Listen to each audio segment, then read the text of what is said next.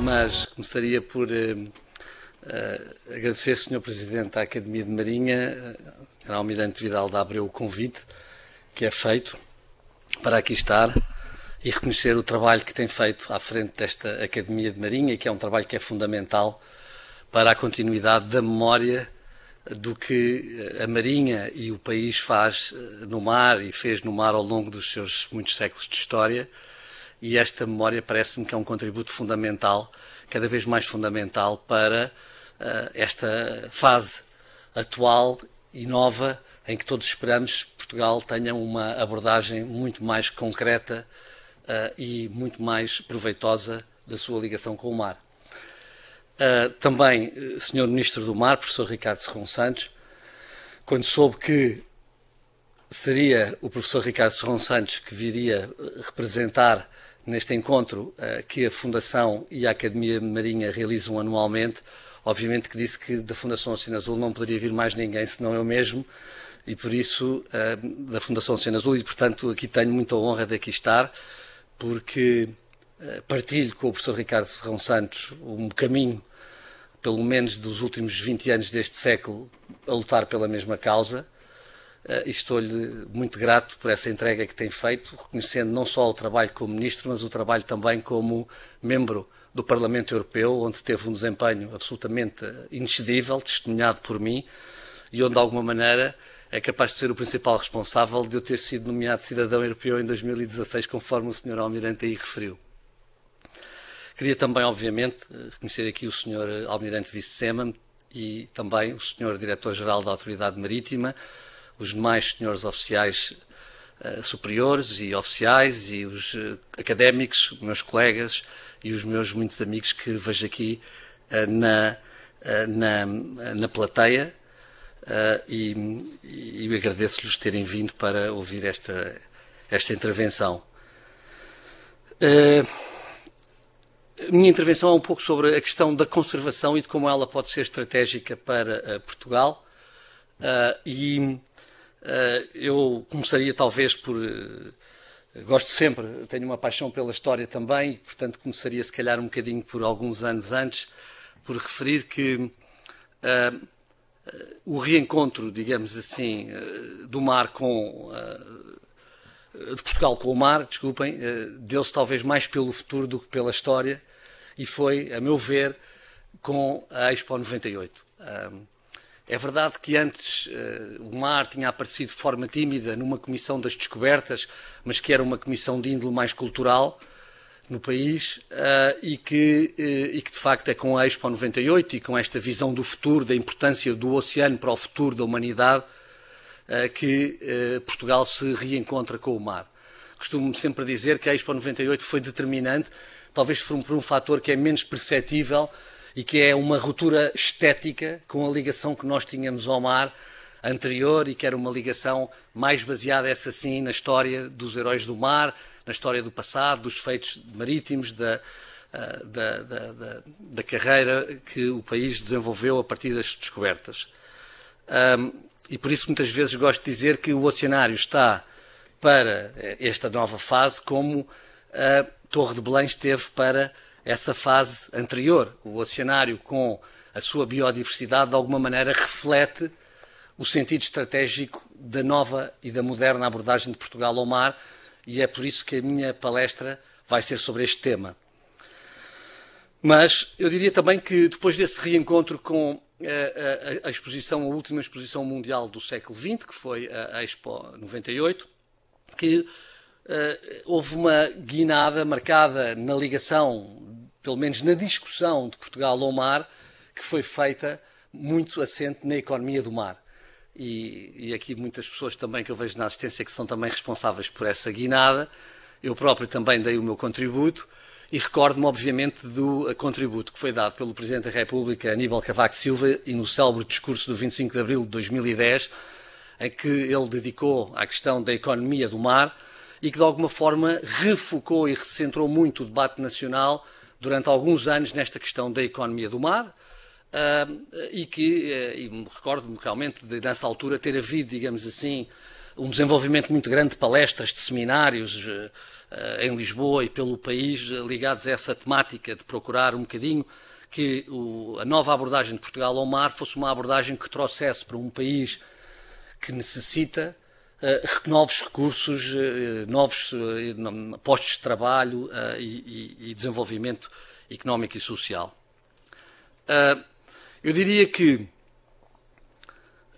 nessa altura também, obviamente, não posso deixar de mencionar o estudo Hipercluster do Mar, de professor Hernani Lopes, que até antecede, digamos, esse discurso de 2010, que é de 2009, e onde também essa focagem começou a ser feita. E na altura considerou-se, e acho que foi muito positivo, que era necessário que a ligação que nós sabemos que é muito forte em Portugal pela literatura, pelas artes, pela poesia do país ao mar, fosse mais focada, digamos assim, no domínio da economia. Também dessa altura devo destacar, porque esse é talvez o meu principal contributo, aquele estudo da Cotec que foi feito, o chamado Blue Growth for Portugal, e que, de alguma maneira, apresentou aqui os principais problemas, as principais barreiras ao desenvolvimento dos diferentes setores da economia do mar e, de alguma maneira, também apresentou o que seriam, naquela altura, em 2011, que esse estudo também é de 2011, que o que seriam as possibilidades maiores, o potencial de desenvolvimento desses setores. Obviamente que tudo já ficou muito para trás, porque nestes últimos 10, 11 anos o mundo mudou vertiginosamente. Mudou vertiginosamente porque começámos todos a sentir os impactos, de alguma maneira, das principais crises climática, da biodiversidade e dos próprios oceanos, que hoje são vistas a olho nu e que nessa altura eram ainda mais tema de discursos e modelos científicos. Ainda sobre a economia do mar, permitam-me também que passe aqui a fazer aqui alguma publicidade, porque ontem fui chamado a contribuir para apresentar este livro novo, este ensaio da Fundação Francisco Manuel dos Santos, redigido por um diplomata português, o Dr. Duarte Bué Alves, que teve muitos anos na OCDE e que escreveu um livro sobre a economia azul, e que é um livro que me parece também muito interessante e que recomendo vivamente, não apenas porque tem os números essenciais da economia de Portugal, do mar, mas também porque, como é escrito por um diplomata e é escrito de uma maneira muito inteligível, muito comunicacional,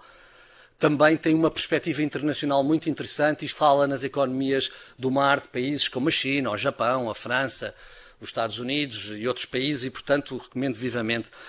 esse livro também. Mas eu venho falar antes sobre a proteção e a conservação do oceano, não pela conservação em si apenas, mas pelo impacto estratégico que ela pode ter para um país como Portugal. E eu diria que esta proteção, hoje em dia, está plenamente também na ordem do dia em Portugal e nos discursos sobre o mar e na abordagem do país ao mar. Compreendemos que ela é uma dimensão essencial e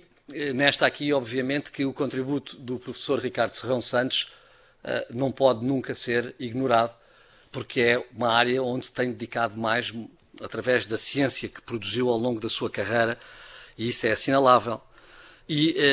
eu diria até que aqui há uma outra marca. Eu sou um bocadinho aristotélico, talvez pela minha deformação jurídica, gosto sempre de ter marcas e de sistematizar o meu pensamento, e acho que há aqui uma marca muito importante nesta, digamos assim, interesse pela conservação do oceano, que vem da Conferência das Nações Unidas de 2017 e do ano de 2017. Esse ano é um ano que é um marco para mim nesta viragem a esta temática, e talvez por 3 razões essenciais. Uma, porque é com essa conferência que a temática dos plásticos e da poluição do mar pelos plásticos é colocada ao seu mais alto nível e é mediatizada pela comunicação social do mundo todo. E como como eu costumo sempre dizer, uma poluição que é visível a olho nu, que flutua, embora em grande parte não flutue, ela tornou-se efetivamente talvez o gancho que prendeu mais a atenção dos cidadãos comuns e dos órgãos de comunicação à crise dos oceanos, e tem, portanto, esse mérito. Por outro lado, em 2017 foi também quando saíram os primeiros relatórios sobre o segundo El Niño, sobre principalmente a destruição dos corais nós tivemos aquela primeira destruição de 98 a 2002 e depois tivemos estes relatórios em 2017 que explicaram que este segundo El Niño, que decorreu ali entre os anos de 2015, se não estiver errado, e 2017, 2014 talvez já, contribuíram para, em cima do primeiro, dilapidar com praticamente metade dos corais de superfície das zonas tropicais do planeta. E isso acho que foi uma chamada de atenção e uma chamada a despertar muito importante. Nós sabemos bem a importância que os corais têm para o oceano, sabemos que são seres que estão há 400 milhões de anos a habitar o planeta, muito antes de nós, e que representam uma parte muito relevante da biodiversidade marinha, que por sua vez ela própria é essencial para o equilíbrio bioquímico do oceano e, portanto, todos nós temos de ficar alarmados com esse facto. E depois tivemos também que em 2017 foi o famoso ano dos furacões do Atlântico, aqueles furacões todos que eles quase já não tinham abecedário para trazer mais nomes aos furacões, e isso foi exatamente também uma demonstração de que o excesso de temperatura e de calor que é depositado no oceano, esta energia tremenda que o modelo de desenvolvimento económico do nosso planeta, da nossa espécie, da humanidade, deposita no oceano e que, em estudos científicos muito recentes, é equivalente a 7 bombas atómicas de Hiroshima por minuto no oceano. É realmente também, desde logo, ocasiona com mais frequência estes fenómenos atmosféricos extremos e é, de facto, também uma chamada de atenção muito grande. E com estas, digamos assim, com este ano de 2017 para cá, esta matéria tem-se vindo a tornar cada vez mais relevante e, portanto, também cada vez mais estratégica para os Estados. Curiosamente, foi em 2017 que eu assisti, nessa Conferência das Nações Unidas, a um verdadeiro despique entre os Estados-membros das Nações Unidas sobre quem é que efetivamente tinha mais cuidados com a conservação do seu oceano, ou dos seus mares, ou das suas áreas sob jurisdição nacional, áreas marinhas sob jurisdição nacional, e também, quase que eu diria que nessa altura, a título de piada, os países iam para o pódio das Nações Unidas dizer as minhas áreas marinhas protegidas são maiores que as vossas, o que de facto não deixa de ser assinalável. As áreas marinhas protegidas passam de alguma maneira a ser um elemento da grandeza dos países, das Nações Unidas, e a ser também um elemento da importância, da soberania quase, desses países sobre as suas áreas marítimas. E isso é relevante, obviamente, para um país como Portugal, que sendo o 110º maior país das Nações Unidas, entre os 193 países que são Estados-membros das Nações Unidas, estamos manifestamente na parte final dos Estados-membros, em termos de dimensão oceânica, como todos aqui nesta sala sabem muito bem, nós estamos seguramente entre os 20 maiores países do mundo e isso torna completamente irrelevante que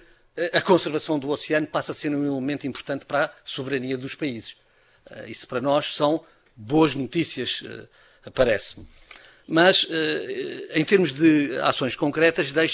permitem-me, façam a indulgência de me escutar um pouco sobre o trabalho da Fundação Oceano Azul, porque é um trabalho que, de alguma maneira, obviamente, eu tenho um prazer especial também em referir, porque a Fundação, quando se criou, levou muito tempo a discutir dogmaticamente com os seus membros dos órgãos de direção, e a Fundação tem 2 órgãos de direção, tem um Conselho de Curadores, um Conselho de Administração, e tem 6 nacionalidades representadas nesses conselhos, e, portanto, os próprios consensos e as discussões são muito ricas e muitas vezes muito intensas. Foi necessário pensarmos o que é que a Fundação poderia fazer, e essa discussão levou-nos a pensar que,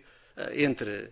uma perspectiva de longo prazo que também temos com os nossos programas de educação e de onde aproveitamos muito o excelente trabalho feito pelo Oceanário durante muitos anos, e com um trabalho também de procurar exercer alguma influência a nível da Agenda Internacional dos Oceanos,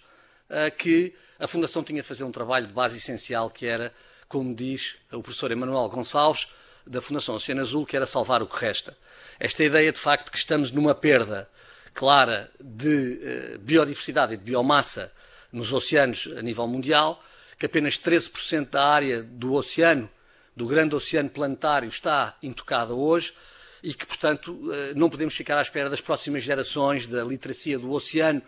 que provoca o seu impacto nas próximas gerações e temos de agir já. E por isso as áreas marinhas protegidas pareceram-nos ser uma das áreas onde a Fundação poderia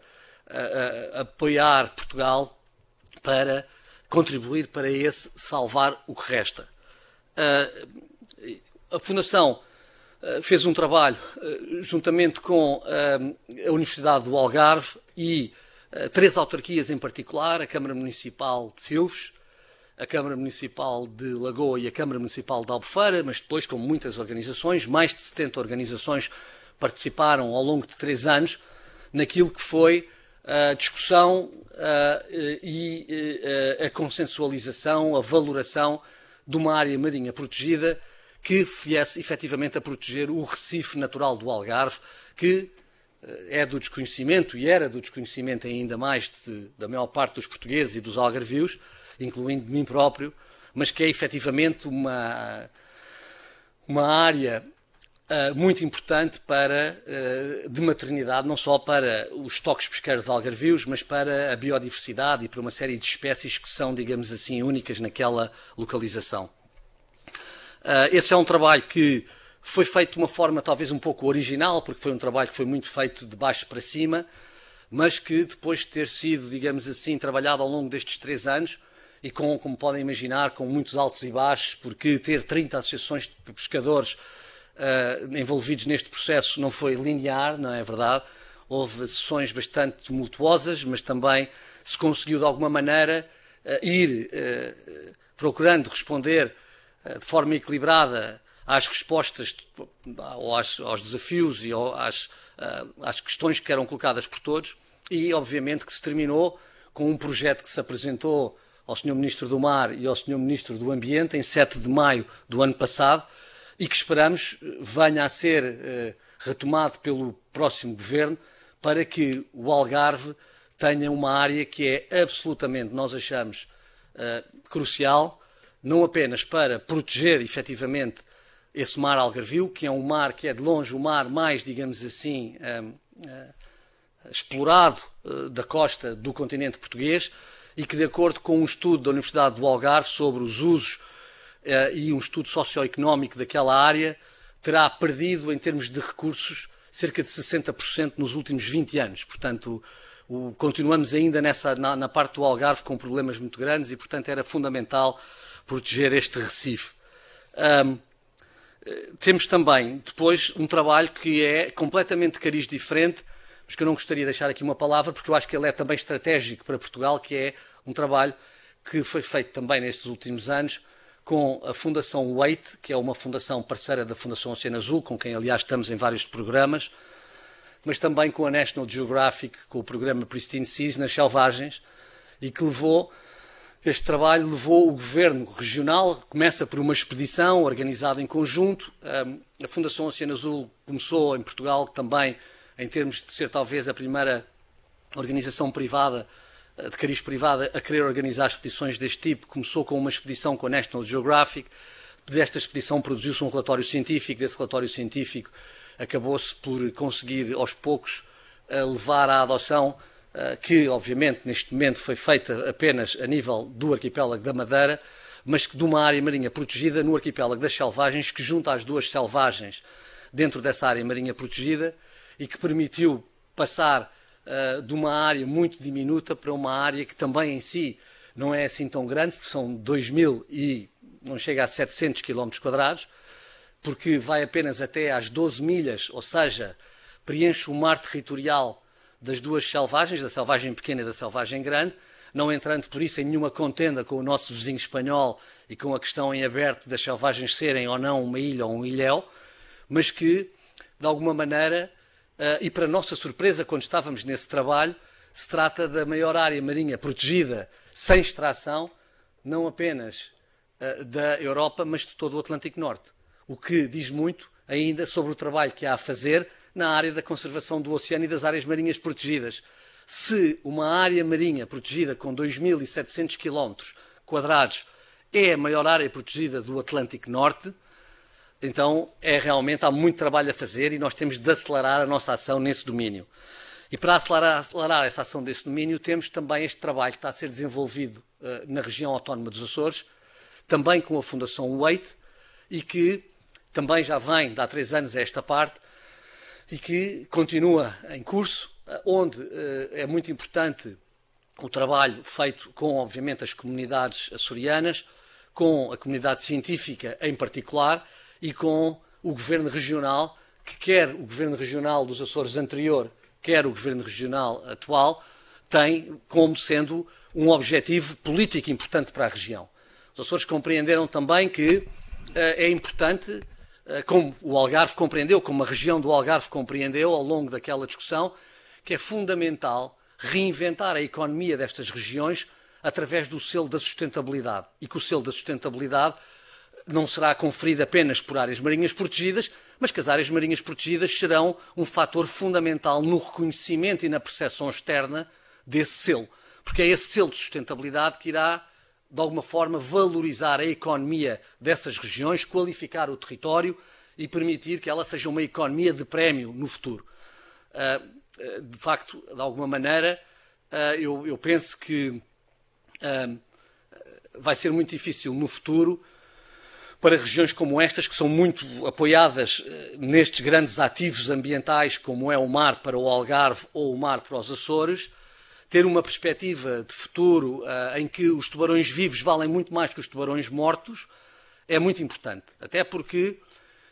com esse selo e essa imagem de sustentabilidade, obviamente que uma região como os Açores, ou como o Algarve, poderão vender as suas camas e os seus pratos por preços de prémio e não por preços a desconto, como, infelizmente, como todos sabemos, continua a acontecer em grande medida, por exemplo, no turismo do Algarve. E isso foi muito curioso. No Algarve foi muito importante que a dicotomia entre ecologistas e pescadores, que tem sido talvez o maior entrave ao desenvolvimento de áreas marinhas protegidas em Portugal, foi quebrada na região do Algarve pela entrada em cena de outros agentes, como os representantes das marinas e dos portos, ou os representantes dos empreendimentos turísticos, dos hotéis, dos resorts, que disseram: este parque marinho do Recife do Algarve é importante para a região, é importante para a economia da região e nós queremos este parque marinho. E aqui começamos a vislumbrar que as áreas marinhas protegidas não servem apenas para salvar a biodiversidade e a biomassa que as habita. E é isto que, de alguma maneira, é com isto que eu, de alguma maneira, começo a procurar responder a porque é que isto é estratégico. De alguma maneira, é estratégico também a nível internacional. Eu já referi aqui o que foi a importância da conservação do oceano a partir dessa Conferência das Nações Unidas de 2017, mas também de todo este movimento que foi desenvolvido a nível mundial de conseguirmos chegar a 2030 com 30% do mar governado por áreas marinhas protegidas. Isso, obviamente, que não é ainda, digamos assim, o que está estabelecido. O Objetivo de Desenvolvimento Sustentável 14 sobre o oceano fala em 10% do mar, mas, obviamente, que cientificamente hoje está comprovado que esses 10% não vão inverter esta situação de crise e que, portanto, é necessário sermos mais, digamos assim, ativos e conseguirmos chegar a este 30% em 2030, o que implica muitas coisas, o que implicará muito mais recursos financeiros, humanos, organizativos para estas áreas, a serem canalizados pelos Estados costeiros e que implicará, obviamente, no que diz respeito ao alto mar, que venha a ser adotado com urgência e com todo o sentido de prioridade um robusto tratado de conservação do alto mar, que é conhecido a nível internacional pelo acrónimo inglês BBNJ, e cuja próxima sessão de negociação será já em março próximo. Mas eu diria que aquilo que torna tudo isto mais estratégico, e aqui que está para mim o cerne de toda esta questão, é esta emergência deste novo conceito, que é um conceito que eu gosto de dizer faz a ponte entre a biologia e a economia, que é o conceito do capital natural. E faz a ponte entre a biologia e a economia porque vai buscar uma palavra à economia, a palavra capital, e vai buscar a outra palavra à biologia, que é a palavra natural, da natureza. É que este conceito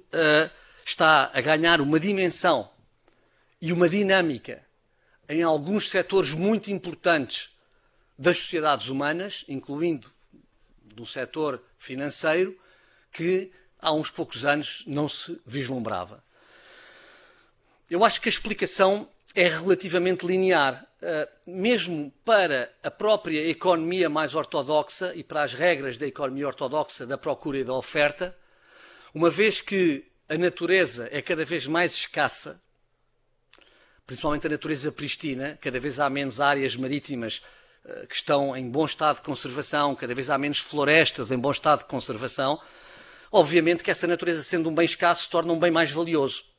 aos olhos dos economistas e da economia pura e dura. Por outro lado, eu acho que nós estamos, com os tais impactos que são vistos a olho nu, estamos a conseguir compreender que a nossa economia, que nós chamamos de economia, que é a economia manufaturada, que resulta do processo cultural de produção de bens e serviços,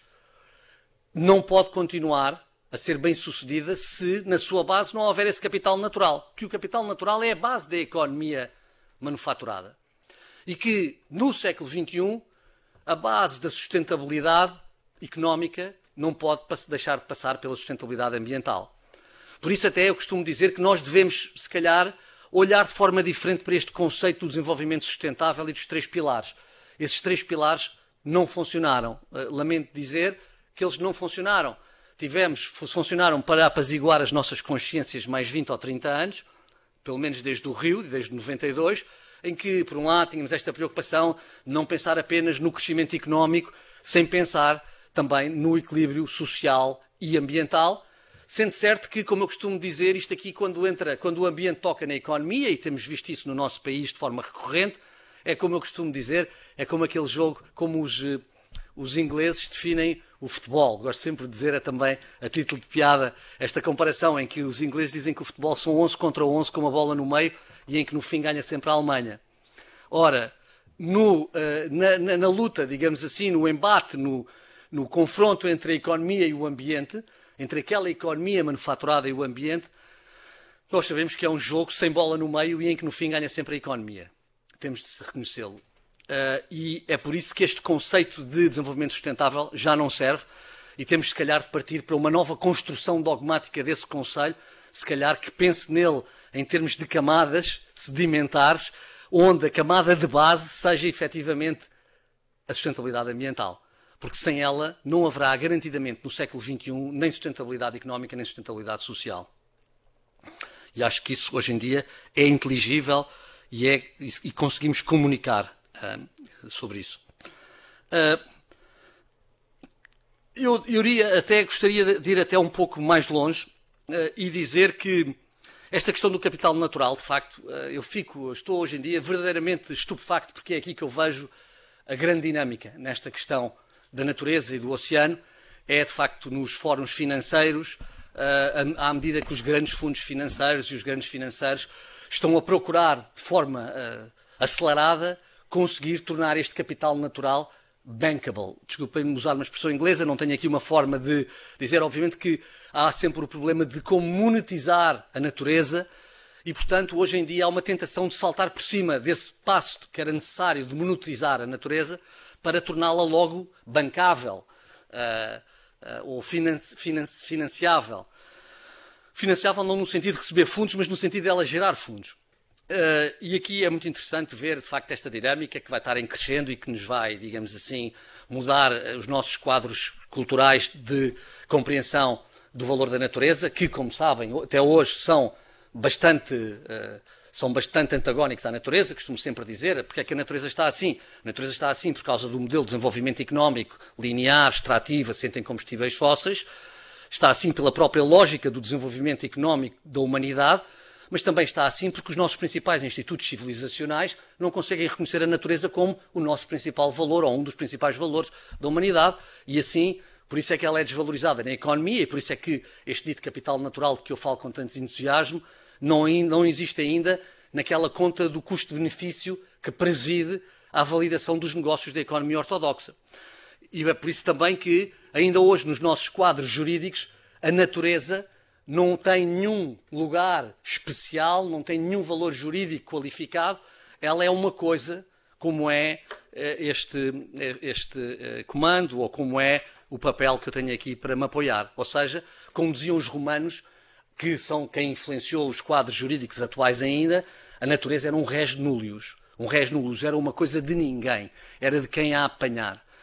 E o mesmo podemos dizer, se quisermos continuar a especular sobre isto, da própria ética e da forma como concebemos a ética e da relação da ética como uma bilateralidade entre seres humanos, onde os outros seres não têm um papel, digamos assim,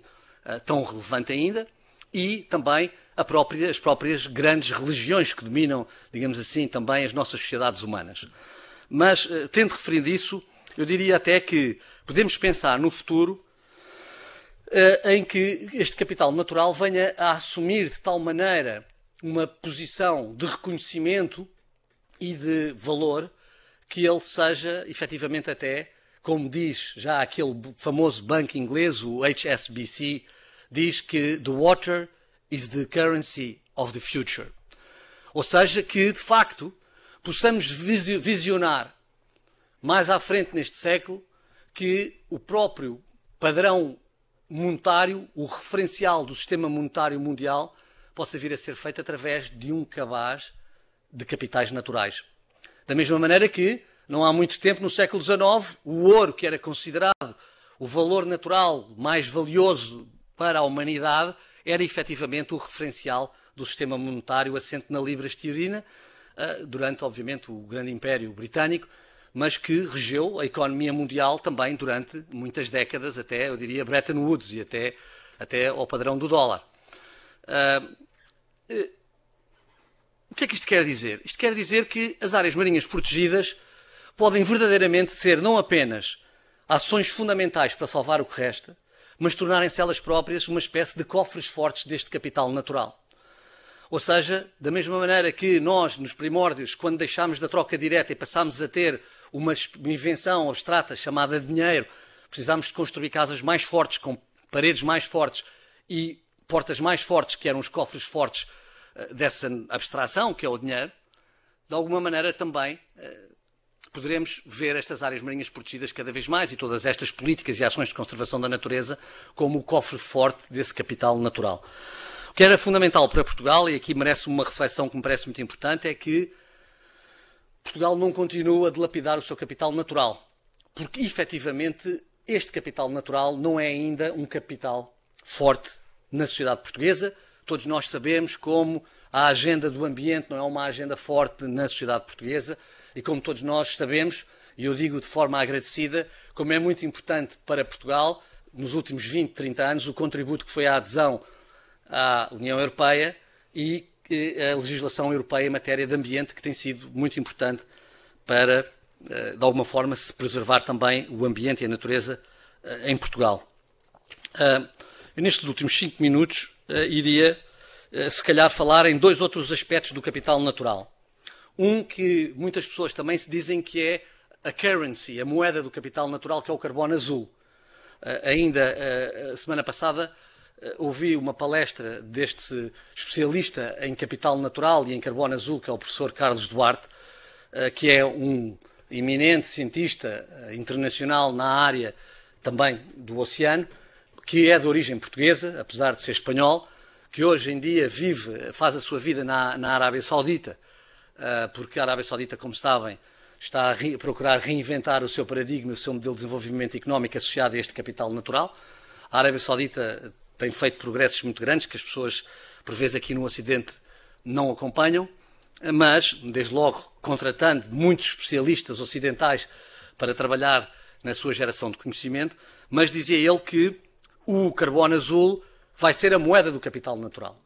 Ou seja, como o carbono azul é mensurável, ele pode ser, de facto, não diria que pudesse ser a moeda, porque com isso estamos a desvalorizar a biomassa, que é importantíssima quando falamos das áreas marinhas protegidas. Quando dizemos que as áreas marinhas protegidas são um cofre de carbono azul também, mas são, acima de tudo e primeiro que tudo, um cofre de biomassa, porque nós sabemos que se deixarmos o mar tranquilo, que ele se consegue regenerar de alguma maneira e desenvolver essa biomassa, que é historicamente a principal riqueza que o mar nos deu. E, portanto, este carbono azul vai ser muito importante para um país como Portugal fazer isso. Era fundamental, acho eu, que pudéssemos desenvolver grandes programas nas universidades ligadas às ciências do mar em Portugal para formarmos muita gente que saiba trabalhar nesta área do carbono azul. Hoje, enquanto vos falo, o carbono azul não faz parte ainda do nosso património, digamos assim, da ação climática portuguesa, do carbono português, mas é preciso desenvolver o conhecimento para que isso venha a acontecer e principalmente para que este carbono azul venha a ser um elemento determinante nas negociações climáticas, para que isso venha a ser uma vantagem comparativa para um país costeiro como Portugal, que é um verdadeiro, digamos assim, armazém de carbono azul, não apenas em zonas tão ricas como, por exemplo, o estuário do Tejo, que é uma das maiores zonas úmidas da Europa, onde se acumula muito capital natural, mas, como hoje sabemos, em todo o capital natural que é acumulado nos sedimentos vastos dos vastos fundos marinhos da vasta zona económica exclusiva portuguesa, da mais vasta ainda a plataforma continental e também das próprias, digamos, da própria biomassa que habita as águas portuguesas e que toda ela transporta carbono azul. Por outro lado, e para terminar, a questão aqui da biodiversidade, da importância da biodiversidade, é porque ao protegermos o oceano, podemos proteger a biomassa, podemos proteger o armazenamento de carbono azul, mas também, obviamente, vamos proteger a biodiversidade. E a biodiversidade é cada vez mais fundamental para uma economia que vai ser uma das principais economias das nossas sociedades, pelo menos das sociedades europeias no século XXI, que é a bioeconomia, e neste caso a bioeconomia azul, e que é a economia que vai procurar trazer biotas marinhos para, com eles, conseguirmos tornar mais inteligentes os nossos produtos manufaturados. Vamos fazer isso através, em grande medida, da biotecnologia e para isso aqui terminaria com uma última referência, se me permitem, à Fundação Oceano Azul, que tem tido esta visão e que não é a única a ter esta visão, obviamente, ela está plasmada na Estratégia Nacional do Mar, desenhada durante o magistério do Sr. Ministro do Mar, e que consiste em este programa Blue BioValue que fazemos juntamente com a Fundação Calouste Gulbenkian e que tem vindo a acelerar em Lisboa startups de biotecnologia azul de todo o planeta, que têm vindo a Lisboa para, efetivamente, começarmos a mostrar exemplos concretos e clássicos de como é que esta economia vai operar. Neste momento, a Fundação Oceano Azul procurou responder, digamos assim, a este repto que o Governo lançou através do Plano Nacional de Recuperação e Resiliência, o chamado PRR, para promover uma agenda mobilizadora na área da bioeconomia azul e da biotecnologia e, conjuntamente com a Fundação Calouste Gulbenkian, a Fundação liderou a criação de um consórcio que tem 7 verticais industriais que liga a Academia Portuguesa, o que de melhor se faz na Academia Portuguesa ligada às Ciências do Mar, com as startups que ambas as fundações têm vindo, digamos, de alguma maneira a apadrinhar ao longo destes últimos 4 anos e os grandes grupos económicos portugueses. Apraz-me registar que neste consórcio, que é um consórcio que se candidatou à manifestação de interesses do PRR com 220 milhões de capex de investimento, capex produtivo, e que, portanto, pode ser verdadeiramente disruptor para a economia portuguesa, fazem parte de grupos económicos como a Jerónimo Martins, a SONAI, o Grupo Amorim, o Grupo Semapa e o Grupo TMG, o Grupo Têxtil Manuel Gonçalves. Para dar só um exemplo muito concreto de um dos verticais industriais, o vertical dos têxteis, que é um dos verticais mais virtuosos deste consórcio, o grande objetivo aqui é substituir, de alguma medida, os materiais tradicionais, as matérias-primas tradicionais dos têxteis, que são matérias-primas produzidas por agricultura em países longínquos, como o algodão, por algas, que são uma matéria-prima que pode ser endógena. Terminava com isto, dizendo que, como conclusão, para Portugal, que é um país, de alguma maneira, que não é instituído em grande capital manufaturado, porque nós sabemos bem como o nosso país tem dificuldade hoje em dia de ter um capital económico que lhe permita, de forma endógena, investir no seu desenvolvimento económico, mas que é um país ainda hoje rico em capital natural. Se o capital natural for o capital do futuro e for já um pouco o capital do presente, será uma vantagem competitiva comparativa para o nosso país, que torna tudo isto absolutamente estratégico. Muito obrigado por me terem ouvido.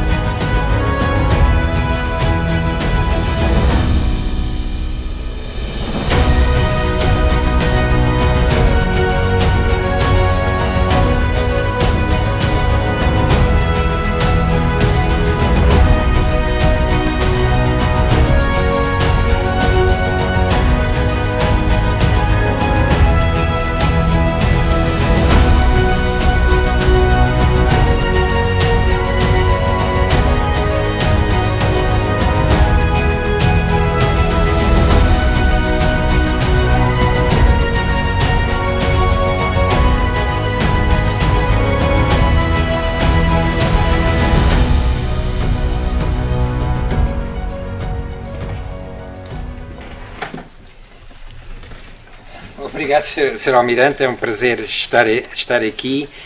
voltar à Academia de Marinha. Acho que a última vez que cá estive foi há cerca de 2 anos. Já cá estive como Ministro, mas estive aqui muitas vezes, noutras ocasiões, a participar de facto nos debates que são promovidos pela Academia de Marinha. Então, para já cumprimentar o Sr. E agora? Desculpa.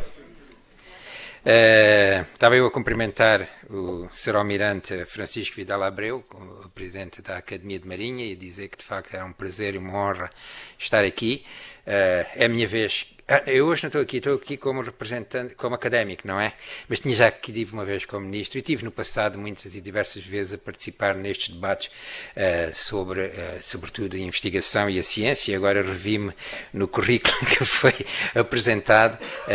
que diz, de facto, a minha história como académico. E na sua pessoa, permita-me cumprimentar todos os confrades e os convidados aqui presentes, que nos honram com a presença, e permite-me uma exceção. Para cumprimentar a minha querida amiga, a professora Raquel Soeiro de Brito, que não via desde há largos meses. É um prazer voltar a encontrá-la. Um cumprimento também ao meu prezado amigo, Dr. Tiago Pitecunha, que aqui também representa a Fundação Oceano Azul e que com a Academia de Marinha, em boa hora, estão a organizar um conjunto de sessões deste tipo. E felicitar o Dr. Tiago, eu vou dizer o Tiago espero que não me diga o Sr. Ministro, diga-me o Ricardo, pela excelente e motivadora apresentação que aqui fez. A minha relação com o Tiago remonta a muitos anos. E há pouco o Sr. Almirante Vidal Abreu dizia que como é que um jurista tem esta elan, de facto, a falar sobre a biodiversidade e sobre o capital natural. E isto lembra-me há largos anos, eu não sei se foi no fim dos anos 90, se foi no início já do ano 2000, que o Dr. Tiago Pitecunha propôs o meu nome para uma conferência em Cairns sobre a biodiversidade para além das zonas de jurisdição nacional, e eu, se ele não propusesse isso, eu não estaria lá. Eu na altura já trabalhava em Oceano Profundo e ao chegar nessa conferência, foi uma conferência internacional, eu percebi-me que de facto os juristas eram a componente dominante deste sistema. E isto foi uma ferida narcísica, né, para um biólogo que julgava que era a pessoa que dominava ali as questões da biodiversidade. Em 70% dos participantes eram juristas. E, conheci gente que ainda hoje, com as quais hoje me relaciono e que estão, de facto, a ter um papel muito relevante para as questões da conservação da biodiversidade e 70% deles são juristas. Pronto, apraz-me muito estar, de facto, aqui nesta casa, na Academia de Marinha de Lisboa, que é uma casa que tem, de facto, marcado a sociedade portuguesa como uma entidade de divulgação e estudo da atividade marítima. Eu venho aqui também, como dizia, foi nessa condição que o Sr. Almirante me convidou, como membro da classe de Artes, Letras e Ciências, mas obviamente não posso marcar-me das outras posições e das outras posições que tenho. E venho trazer quero abordar aqui esta matéria refletindo sobre três aspectos que estavam um pouco no título da intervenção que propus, que não são de facto os únicos desafios que considero que o oceano global tem, mas são talvez dos principais desafios: o meio ambiente marinho, algumas das questões relacionadas com a desinformação e desconexão da sociedade com os oceanos e as questões, de facto, da economia azul, do progresso da produtividade dos oceanos e as questões da pandemia e da recuperação económica pós-pandemia. E, portanto, quero ver que respostas também podemos dar a esses desafios. É uma reflexão que faço como cientista e, ao fim de pouco mais de 2 anos, também como governante dos assuntos do mar em Portugal, fora, de facto, a experiência política, que para mim foi muito motivadora, no Parlamento Europeu, onde estive desde 2014 a 2019, e que me fez perceber que o espaço marítimo e as questões do oceano eram um tema de preocupação apenas de alguns, sobretudo se estamos no centro da Europa, e que isso precisava de facto de ser mudado. No centro de alguns, no centro da Europa, no próprio Parlamento Europeu. E vou assim desenvolver este momento que partilho convosco em 3 linhas. Primeira, estamos de facto num momento de resposta urgente às profundas ameaças ao meio ambiente marinho. O Dr. Tiago Piticunha foi eloquente nessa matéria. Segundo, vivemos também uma era de desinformação generalizada, a que acresce uma desconexão de grande parte da população com o oceano.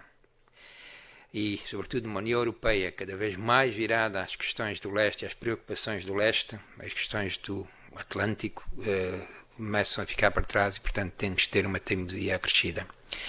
Terceiro, o momento atual é um momento, de facto, de dúvida, que são marcados por 2 anos de pandemia e de recuperação da mesma.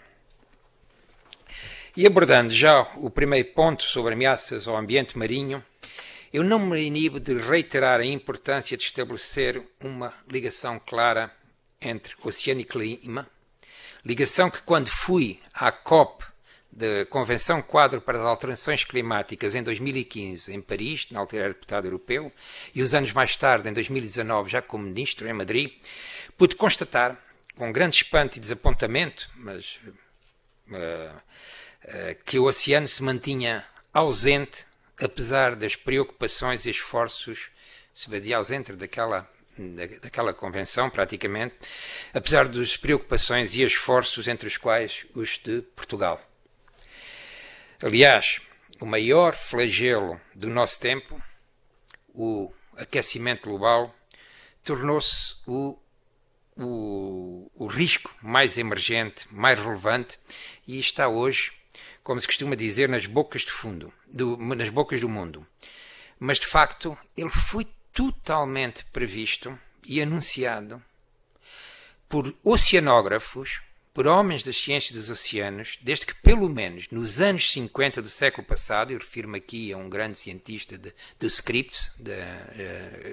daquele laboratório oceanográfico da Califórnia, Roger Revelle, que em 1957 publicou um artigo seminal onde escreve, e passo a citar, a experiência geofísica em grande escala de um tipo que não poderia ter acontecido no passado nem ser reproduzida no futuro, está a acontecer. E esta experiência o que era? Era uma experiência que consistia na queima de fósseis que libertam para a atmosfera e que libertaram para a esfera e continuam a libertar para a esfera numa pequena fração de tempo do nosso planeta e da história da nossa natureza, o carbono que foi sequestrado durante milhões e milhões de anos e que permitiu, de facto, que a vida e a biodiversidade e a natureza prosperassem no planeta Terra. Ou como diziam os autores desse artigo, e passo a citar, num século, estamos a devolver à atmosfera e aos oceanos o carbono orgânico concentrado armazenado em rochas sedimentares ao longo de centenas de milhares de anos. E refiro-me também a um outro oceanógrafo. Portanto, a oceanografia esteve sempre na base da ciência do clima,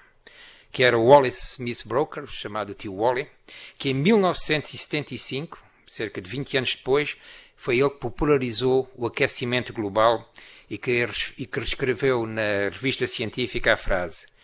nós estamos à beira de um longo período de várias décadas de rápido aquecimento. Ele sabia, já em 1975, o tio Wally, sabia que algo deveria ser feito para lidar com o processo. Algo que não pudesse ser feito apenas por cientistas. Em 1984, foi ele que disse à subcomissão de representantes que era necessária uma ação urgente para travar a acumulação de gases com efeito de estufa na atmosfera, porque o sistema climático, e cito, podia saltar abruptamente de um Estado para o outro e que isto teria efeitos devastadores. E foi este esforço, aliás, e este empenho do Wallace Broker, no contexto de mobilizar os políticos, que levou à criação em 1988 do painel governamental para as mudanças climáticas, que tem de facto feito um trabalho monumental e de grande mérito, apesar dos ataques a que foi sujeito ainda recentemente, mas que só em 2019, notem isto, publicou o seu primeiro relatório específico sobre o oceano e o clima. Isto há pouco mais de 2 anos. E desde a publicação do artigo de 1957 do oceanógrafo Roger Revel e o seu coautor, foram necessários mais de 60 anos para que as nações chegassem em Paris a um acordo para combater a crescente ameaça das ações climáticas e do aquecimento global. E na COP 2026 em Glasgow, o ano passado, o oceano só aí começa a figurar de forma explícita no articulado do pacto, e é importante que ele esteja no articulado do pacto, no contexto das respostas que são necessárias nas respostas que é preciso dar à emergência climática. Mas, obviamente, as alterações climáticas, mas ameaças ao meio marinho não se restringem às mudanças climáticas e aos fenómenos muito preocupantes da acidificação, da desoxigenação ou do aumento da temperatura média que leva o oceano à expansão térmica. E se juntarmos a expansão térmica com o degelo e o aporte de águas doces, de facto, as marés estão a subir. O nível médio. Então, também a sobrepesca, a pesca ilegal e a pesca acessória que colocam em causa os recursos marinhos e a biodiversidade e os problemas da poluição, que vão desde a sua face mais visível, e refiro-me aos plásticos, até poluentes libertados pela indústria, agricultura, transportes e, atualmente, um outro drama, que é as moléculas dos produtos farmacêuticos que estão, de facto, a derramar para o ambiente, incluindo o ambiente marinho, e assim também para os nossos organismos que nos alimentamos. A nível internacional, e como já referi, as matérias estão a ser identificadas. Desde a COP 26 à própria Agenda 2030 para o Desenvolvimento Sustentável, que integra o Objetivo de Desenvolvimento Sustentável sobre vida marinha e as suas metas, onde destaco, pelo que eu estive a mencionar, as 6 primeiras num conjunto de 10. Uma que é prevenir e reduzir significativamente a poluição marinha de todos os tipos, incluindo o lixo marinho. Outra que é gerir de forma sustentável e proteger os ecossistemas marinhos e costeiros. Outra que é minimizar e enfrentar os impactos da acidificação dos oceanos. Outra como promover a pesca sustentável, conservar as zonas costeiras e marinhas e proibir subsídios às pescas que contribuam para a sua sobrecapacidade e sobrepesca. E lembro que em 30 anos de objetivos para o desenvolvimento, primeiros da OCDE, depois para o desenvolvimento sustentável, já na primeira agenda dos Objetivos de Desenvolvimento Sustentável das Nações Unidas, só em 2015, na nova agenda das Nações Unidas, há um objetivo identificado e singular relacionado com os oceanos. Como sabem, lá debater-se em Lisboa, no próximo mês de junho, com 2 anos de atraso, o Objetivo de Desenvolvimento Sustentável e as suas metas na Conferência das Nações Unidas, organizada por Portugal e pelo Quênia. E relembro, de resto, que a terceira e última fase, já agora, a terceira e última fase de acreditação para as entidades não governamentais, para as academias, o setor privado e filantrópico e outras organizações da sociedade civil decorre até 28 de fevereiro. De certeza que não é preciso lembrar ao Tiago, nem à Fundação Oceano Azul, este processo de acreditação que devem estar acreditados já desde 2020, provavelmente. No fim deste mês, também gostava de lembrar que decorre Eu estou-me a atrasar nos slides, não é? Ou não? Não? Não quer tomar conta dos slides? Obrigado. No fim deste mês decorre a Assembleia das Nações Unidas para o Ambiente, mais conhecida por UNEA 5.2, e a UNEA 5.2 é uma importante Assembleia que inicia claramente o caminho para a negociação do instrumento global ambicioso sobre o lixo marinho e a poluição dos plásticos. Depositamos grandes expectativas nesta iniciativa diplomática voluntária dos Estados-membros das Nações Unidas, assim como depositamos uma grande expectativa sobre os compromissos que as nações e os Estados-membros das Nações Unidas irão assumir em termos dos Objetivos de Desenvolvimento Sustentável número 14, na conferência que terá lugar em Lisboa em junho. E agora, falando da União Europeia, a União Europeia adotou uma diretiva sobre plásticos de utilização única. Esta foi oportunamente transposta para a legislação portuguesa, não sendo possível, ou não devendo ser possível, encontrar este tipo de plásticos em cafés, restaurantes e outros. Obviamente que o momento que vivemos da pandemia, retirando as questões dos restaurantes e afins, aumentou alguns dos aspectos de plásticos do uso único. Lembremos simplesmente os testes de Covid-19 que todos temos que fazer e que de facto são plásticos de uso único, mas há aqui um interregno que espero seja de facto ultrapassado e que o uso esteja a ser feito com a melhor consciência e a melhor depósito dos plásticos utilizados. A nível nacional, importa mencionar que o Ministério do Mar, conjuntamente com o Ministério do Ambiente e Ação Climática, aprovou em dezembro de 2020 a criação do Grupo de Trabalho dedicado ao lixo marinho, cuja coordenação é assegurada pela Direção-Geral de Recursos Naturais, Segurança e Serviços Marinhos, e neste momento o grupo está empenhado em delinear o Plano de Ação Nacional pelo Lixo Marinho. Também em dezembro de 2020, aprovou-se o Diploma de Promoção de Proteção do Meio Marinho no âmbito dos resíduos gerados por navios e do combate ao lixo marinho nas áreas de jurisdições nacionais portuárias, também em linha com a Marpol. E em dezembro de 2021, aprovou-se o Decreto-Lei que altera os limites de teor de enxofre de certos tipos de combustíveis navais com vista a reduzir as emissões de dióxido de enxofre resultantes da combustão destes combustíveis e a minorar os efeitos nocivos destas emissões no ser humano e no ambiente. O lixo marinho, como todos sabemos, é um dos critores ambientais da Diretiva Quadro da Estratégia Marinha. E para o compreender e mitigar, têm sido levados a cabo alguns projetos pelas entidades do Ministério do Mar, como o Oceanwise, o Clean Atlantic, ou a pesca por um mar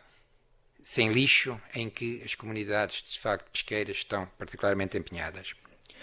Uma medida consensualizada como eficaz na conservação do meio marinho é a criação de áreas marinhas protegidas, aspecto que foi aqui amplamente realçado pelo Dr. Tiago Piticunda.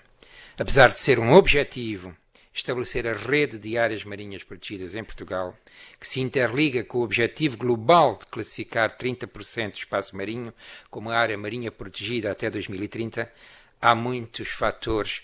que não são de simples resolução e, por isso, prossegue o esforço para efetivar este objetivo. E eu espero que, numa próxima legislatura, acompanhando aqui também a expectativa do Dr. Tiago Piticunda, se chegue a bom porto em muitos dos passos que são precisos dar, nomeadamente naquela área marinha protegida do Algarve, que foi aqui referida, que já foi apresentada o ano passado, vai fazer cerca de um ano, em poucos meses. Este objetivo terá de ser parte do ordenamento do espaço marítimo e da necessária articulação com as diferentes atividades que se desenvolvem e que queremos que se venham a desenvolver no mar, o que significa também uma boa articulação entre os agentes que desenvolvem essas atividades. E com isto permite-me passar para o segundo ponto desta palestra, a necessidade de construir uma sociedade de conhecimento para além do oceano. Quer como parlamentar europeu, quer como ministro, eu, por fim, reforcei a minha convicção de tornar a ciência, o conhecimento científico, que é preciso tornar a ciência e o conhecimento científico como fundamental para inspirar e liderar políticas e boa governação. Esta pandemia que estamos a viver mostrou muito claramente a importância das ciências para as sociedades, importância já evidenciada pela emergência climática, onde a comunidade científica tem dado pistas essenciais para a necessária mitigação e adaptação. Mas a ciência não trabalha por si. E se não houver boa governação, apesar das soluções que hajam, do conhecimento que possa haver, das medidas que sejam propostas alimentares, se não houver uma boa governação, se não houver governação, não há ciência que salve o planeta. E o facto é que transformar as provas científicas em boa governação é uma questão extremamente complexa e muitas vezes é mal gerida. E nunca será também bem-sucedida apenas com cientistas e com políticos. Ele precisa do envolvimento de cidadãos bem informados e hoje em dia o facto é que precisa de uma forte refutação das pós-verdades e das falsas notícias que são disseminadas como se fossem provas. Isto não é uma tarefa fácil. É assim preciso trabalhar em duas frentes: promover o conhecimento do mar e promover a literacia do oceano. Em relação à promoção do conhecimento do mar, a nível internacional,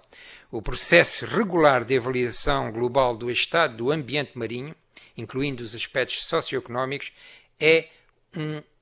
mecanismo intergovernamental gerido pelas Nações Unidas que pretende congregar o conhecimento científico do estado do oceano como base da decisão política.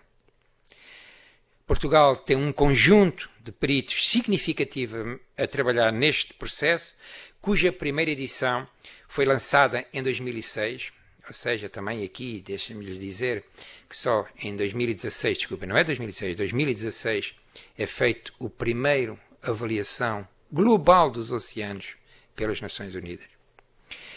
Mas a segunda apareceu logo em abril de 2021 e a terceira já está em curso, ou seja, a nível internacional, nas agendas internacionais, desde 2015 e sobretudo agora para o século, para a década em que estamos, o panorama mudou e foi realçada a relevância de pôr os oceanos neste contexto. Este processo de fomentar o conhecimento do oceano levou ainda que fosse estabelecida a década das ciências do oceano para o desenvolvimento sustentável 2021-2030, na qual eu estive particularmente envolvido em 2018 a 2020, como um dos 20 peritos internacionais do Grupo de Planeamento Executivo.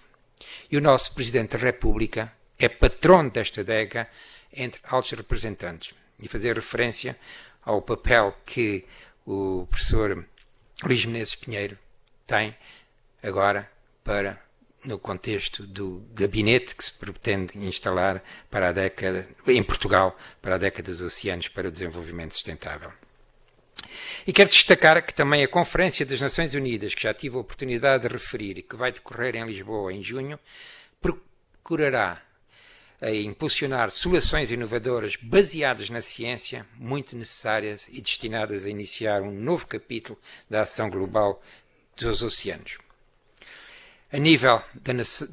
da União Europeia, também é reconhecida a necessidade de maior conhecimento do oceano. Daí, uma das missões do Programa Quadro para a Investigação e Inovação Horizonte Europa ser dedicada a oceanos, mares e águas interiores saudáveis. E lembro aqui que só há 5 missões no Horizonte Europa e uma delas é com relevo dedicado aos oceanos. Uma é para o clima, outra é para os solos, outra é para as cidades, outra é para o cancro e uma para os oceanos. E esta missão é denominada o Programa Starfish, ou Estrela do Mar, em cuja concepção esteve fortemente envolvido o Dr. Pierre Piticunha, que está aqui conosco. E, portanto, nos próximos, até 2027, julgo eu, não é? A missão Starfish e o Horizonte Europa marcarão, de facto, também a agenda dos oceanos no contexto da União Europeia, no sentido de termos oceanos saudáveis e produtivos. A nível nacional, a capacidade de investigação do mar foi reforçada com a entrada em operação do navio de investigação Mário Ruivo em 2020, sendo que continuamos a reforçar as valências com a aquisição de equipamentos através do Programa de Crescimento Azul das EA Grandes e do Plano de Recuperação e Resiliência. Queremos tornar este navio numa plataforma científica multidisciplinar, mais completa e determinante para a investigação em Portugal.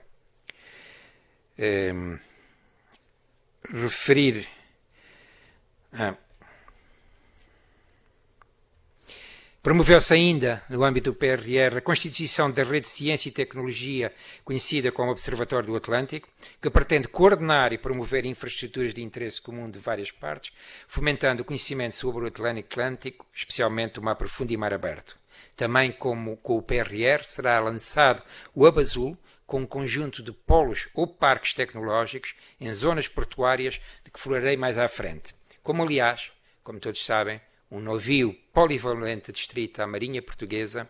que terá funções na área de investigação e também de segurança marítima. Em relação à literacia do oceano, este é um aspecto também fundamental se o objetivo é a mudança da sociedade mais atenta aos problemas e às potencialidades do oceano. Cidadãos informados irão apoiar a implementação efetiva de boas decisões políticas relativas ao mar que sejam baseadas no conhecimento e na ciência. A literacia do oceano é, portanto, um instrumento essencial para informar os cidadãos. Para muitos, o oceano continua a ser aquele sistema estranho, opaco e invisível que representa, para quem não conhece, mais perigos do que bens. E o atraso na ligação emocional e racional dos cidadãos ao oceano é um dos fatores responsáveis muitas vezes pela falta de ação política para gerir e proteger as águas do oceano. Apesar da Convenção do Direito do Mar das Nações Unidas, nos últimos anos, e isto apesar da grande convenção que de facto que nós temos desde os anos 80. Nos últimos anos, a crise dos plásticos no meio marinho teve esse benefício, apesar de todos os aspectos negativos que tem, mas teve o benefício de despertar o interesse dos cidadãos para as questões do mar e ir assim muito para além das questões da poluição pelos plásticos e a preocuparem-se com os outros aspectos também. Esta conexão da sociedade com o oceano é um dos objetivos societais da década das ciências do oceano. Mas há que divulgar o papel que Portugal tem tido neste domínio, especialmente ao nível das camadas mais jovens. Refiro-me, num aspecto, ao programa Escola Azul, que é um programa educativo do Ministério do Mar, desenvolvido na Direção-Geral de Política do Mar, que tem como missão promover a literacia do oceano em comunidade escolar, promovendo a atitude responsável e participativa nos jovens. Para além dos números crescentes no que respeita às escolas e estudantes envolvidos, estou a falar de 300 escolas e de 37 mil estudantes envolvidos, importa informar que este programa não se cinge à escola, mas sim a toda a comunidade envolvente, desde municípios a setor privado e associações, o que acarreta de facto um efeito multiplicador muito interessante. Este modelo está a ser tomado como caso de estudo e a ser replicado num conjunto de outros países que rodeiam o Atlântico, como Estados Unidos, o Brasil, Cabo Verde, Marrocos, entre outros, o que coloca Portugal claramente no mapa no que toca à literacia do oceano. Neste esforço, insere-se também o projeto Oceano, Educar para uma Geração Azul, desenvolvido pela Fundação Oceano Azul e pelo Oceanário de Lisboa, em parceria com a Direção-Geral de Educação do Ministério da Educação, e que persegue os objetivos de promover a existência de uma geração com maior conhecimento, consciência e capaz de tomar decisões mais responsáveis quanto ao oceano. Esta capacidade desejável de influência acarreta também uma responsabilidade na alteração dos comportamentos e mesmo no paradigma que respeita à economia, o que me leva ao terceiro ponto da minha comunicação. A recuperação económica no pós-pandemia deve ser uma oportunidade, de facto, para redefinirmos o nosso modelo de desenvolvimento económico e os nossos comportamentos e estilos de vida. Esta visão ultrapassa a realidade nacional, estando expressa, por exemplo, no Pacto Ecológico Europeu e no painel de alto nível para a economia sustentável dos oceanos, onde estamos representados ao mais alto nível pelo Primeiro-Ministro. Esta visão está igualmente exposta no programa Horizonte Europa, que referi há pouco, e que será implementado também através de parcerias dedicadas a aumentar a competitividade e a inovação. Uma das parcerias que está a ser preparada, num conjunto mais alargado de parcerias e que terá desejavelmente fontes de financiamento públicas e privadas, é relativa à economia azul sustentável, que é considerado o braço azul do Pacto Ecológico Europeu. E neste contexto é fundamental descarbonizar a economia, desenvolver processos de produção mais limpos e torná-la circular, aumentar a eficiência no uso de recursos e de energia, assegurar uma utilização e um aproveitamento sustentável dos recursos naturais, mas dentro dos limites regenerativos dos ecossistemas. Este novo paradigma tornou-se uma obrigação moral do contexto mundial em que vivemos e por isso também constitui uma oportunidade para Portugal liderar, pelo exemplo, desenvolver tecnologias e exportá-las. O Hub Azul, ou a rede de Hub Azul de que falava há pouco, constitui-se neste contexto, com uma rede de parques tecnológicos dedicados à promoção azul, com um conjunto de investimentos pelo PRR de 87 milhões de euros, onde haverá acesso à água, laboratórios de zonas de teste, locais para prototipagem, scale-up pré-industrial e espaço de incubação e alavancagem de empresas. Um dos principais objetivos é capacitar um ecossistema nacional para suporte e dinamização da economia azul de base descarbonizante, sustentável e tecnológica. Mas para além do PRR, temos outros mecanismos de promoção da economia azul sustentável, o Fundo Azul e o Portugal Blue. Portugal Blue, que é uma parceria entre o Banco Europeu de Investimento, o Banco de Fomento e o Fundo Azul, destinado a investimentos na economia azul com impacto climático e metas de desenvolvimento sustentável e visando mobilizar mais de 75 milhões de euros. Outro mecanismo é o Programa Crescimento Azul do Mecanismo Financeiro do Espaço Económico Europeu, com mais de 45 milhões de euros de dotação. Mas há também fundos de investimento totalmente privados em curso e a mexerem com a economia azul, de onde destaco o Blue Crow, o Indico Blue Fund, mas também o programa BioValue, promovidos pela Fundação Calouste Gulbenkian e a Fundação Oceano Azul. Posso dizer que a economia azul está a mexer e a mudar e Portugal vai ficar na frente. Amanhã terá início uma consulta pública, consequência de uma iniciativa de um privado que pretende investir 2.000 milhões de euros nas energias oceânicas. E este é apenas um dos exemplos com que tenho sido reiteradamente e positivamente confrontado. E é para instalação na zona de Viana do Castelo. No passado, ficámos a par do reconhecimento internacional da produção científica nacional em ciências do mar, quando o relatório da Comissão Oceanográfica Intergovernamental da Unesco mostrou que Portugal lidera na Europa, ao lado da Noruega, os indicadores de produção científica per capita e que está em sexto a nível mundial. O que estamos agora a construir e o que é preciso construir é a aceleração da nossa competência científica consolidada pelas empresas e pelos empreendedores, aliás, como o Dr. Tiago Pinto e Cunha referiu há pouco. Estamos conscientes de que uma alteração de paradigma vai levar o seu tempo. Mas creio também que estamos num ponto de viragem e que a sociedade, como vimos, está a mexer-se. E os fundos de investimento estão também a vir para a economia azul. E isto porque, de facto, todos estamos a reconhecer há um sentido de urgência. Esta semana, para além de muitas notícias e reflexões sobre o novo governo, ou as diárias atualizações sobre a pandemia em Portugal e no mundo, um tema tem marcado a agenda: a seca em Portugal. E retorno ao que mencionava no início: os fenómenos de seca são fenómenos climáticos, onde o oceano, absorvendo grande parte do calor antropogénico e moderando a temperatura do planeta, tem um papel crucial.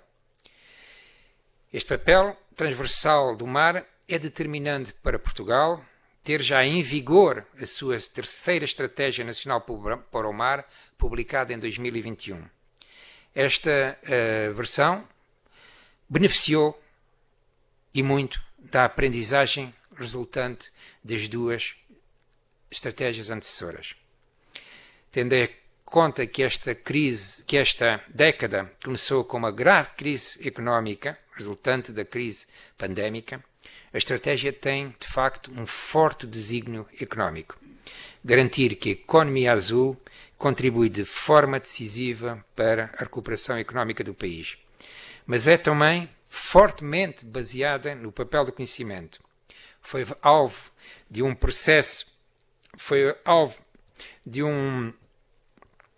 longo processo amplamente discutido e culmina um plano de ação de 185 medidas a implementar até 2030, das quais 30 são consideradas emblemáticas.